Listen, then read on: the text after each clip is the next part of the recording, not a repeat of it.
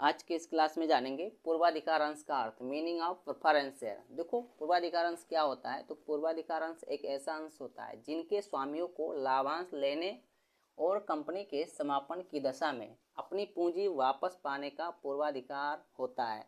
मतलब पूर्वाधिकार अंश क्या होता है। तो पूर्वाधिकार अंश एक ऐसा अंश होता है जिनके स्वामियों को कंपनी के समापन की दशा में, ठीक है, सबसे पहले लाभ में हिस्सा पाने का और पूंजी वापस पाने का अधिकार होता है। वही क्या कहलाता है, पूर्वाधिकार अंश कहलाता है, प्रेफरेंस शेयर कहलाता है। इस प्रकार पूर्वाधिकार अंशों से ऐसे अंशों से है जो निम्न शर्तें पूरी करती हूँ। पहला लाभांश पाने का पूर्वाधिकार और दूसरा हो जाएगा पूंजी वापसी के संबंध में पूर्वाधिकार। अब देखो लाभांश पाने का पूर्वाधिकार में क्या होता है। तो ऐसे अंशधारियों को पूर्व निश्चित दर से लाभांश पाने का प्रथम अधिकार होता है और जो पूर्वाधिकारी अंशधारी होते हैं उन्हें जो है एक निश्चित दर से लाभांश पाने का सर्वप्रथम अधिकार होता है।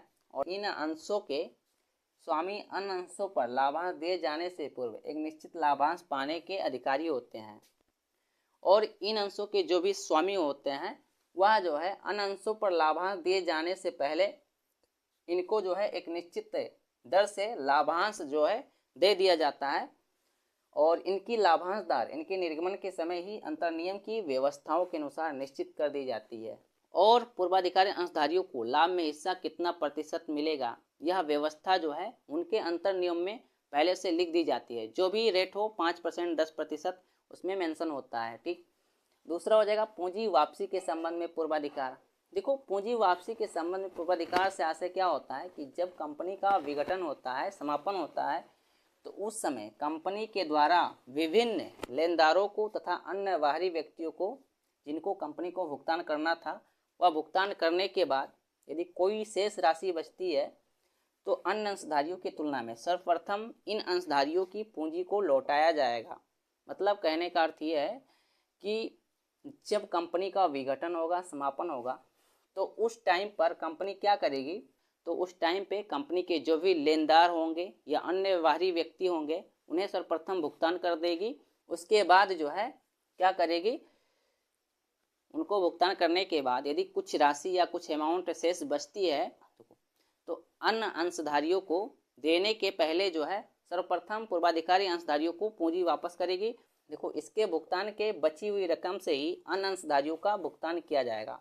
और पूर्वाधिकार अंशधारियों को, ठीक है, भुगतान करने के बाद यदि कुछ अमाउंट या कुछ राशि बचती है तो अन्य अंशधारियों को दिया जाएगा। ठीक। पूर्वाधिकार अंश की विशेषताएं।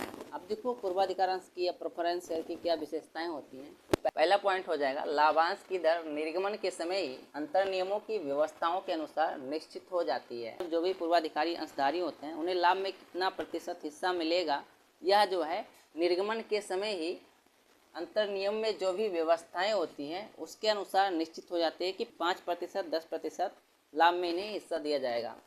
दूसरा हो जाएगा किसी वर्ष लाभ न होने की दशा में लाभांश संचित कर दिया जाता है। मान लो क्या हुआ कि कंपनी में किसी वर्ष प्रॉफिट नहीं हुआ, ठीक है, तो जो इनका लाभ का हिस्सा होगा वह संचित कर दिया जाता है एवं लाभ के वर्षों में उसका भुगतान कर दिया जाता है। और जिस वर्ष लाभ होता है कंपनी को उस वर्ष क्या होता है, इनका जो लाभ का हिस्सा होता है वह भुगतान कर दिया जाता है। ठीक है, प्रेजेंट टाइम का और प्रीवियस ईयर का जो भी लाभ का हिस्सा होता है टोटल करके दे दिया जाता है।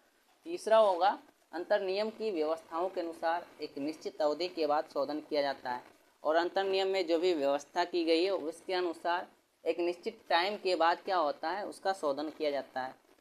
चौथा हो जाएगा अंशों का मूल्य सामान्यतः अधिक रखा जाता है और इन अंशों का जो मूल्य होता है वह क्या होता है, सामान्यतः अधिक होता है।